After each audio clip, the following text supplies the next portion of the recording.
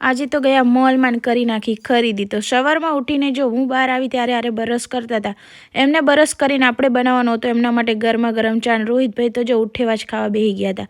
તો આપણે મસ્ત ચાયની ટપરી પર બને એવો ગરમા ગરમ ચા બનાવીને આપી દીધો. જો સવારમાં તો અમારા ઘરમાં કંઈક આવું હોય. બપોર પડી હતી એટલે આપણે બનાવવાના હતા રોટલા અને શાક.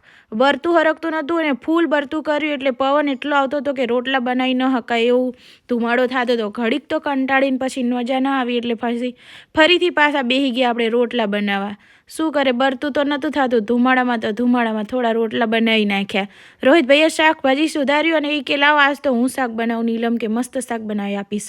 હવે એમને શાક બનાવી હતું એટલે મને બતાવતા હતા કે જો નીલમ કેવું મસ્ત શાક બનાવ્યું, આડો આપણે બે ખાવા બેસી જઈએ. પછી હું રોહિતભાઈ બે ઘરે હતા અને મારા સસરા ગયા હતા બેચરાજી અને આર્યા ગયા હતા બાર બેચરાજી બાઇક રિપેરિંગ કરાવવા. તો અમે બંને જણા હતા એટલે ખાઈને મસ્ત ઘરનું બધું કામ કરીને આપણે આવી ગયા નહીં ધોઈને જો હરીશે માથું ઓડાવી દીધું. એટલી વારમાં સક્રીમાં આવ્યા કે હાલો આપણે બે જઈએ બહાર ગામમાં. મેં કીધું શું કામ હે કે આડો ને આપણે હાડિયું જોવા જઈએ.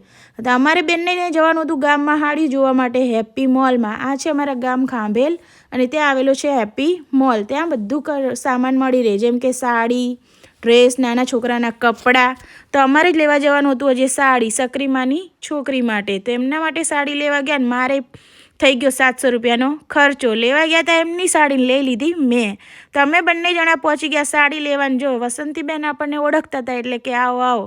પછી અમે જ્યાં અંદર ને અમને બતાવી નાખી ઢગલો સાડીઓ. એમાંથી ને આપણને એક સાડી બહુ જ ગમી ગઈ હતી જે તમને વિડીયોમાં દેખાતી હશે પર્પલ કલરની.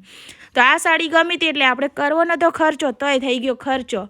અને આ છે અમારા ગામનું હેપ્પી મોલ જ્યાં ઘણા બધા લોકો જો અમારા જેવા લેવા આવેલા હતા. ગળદી બહુ જ હતી.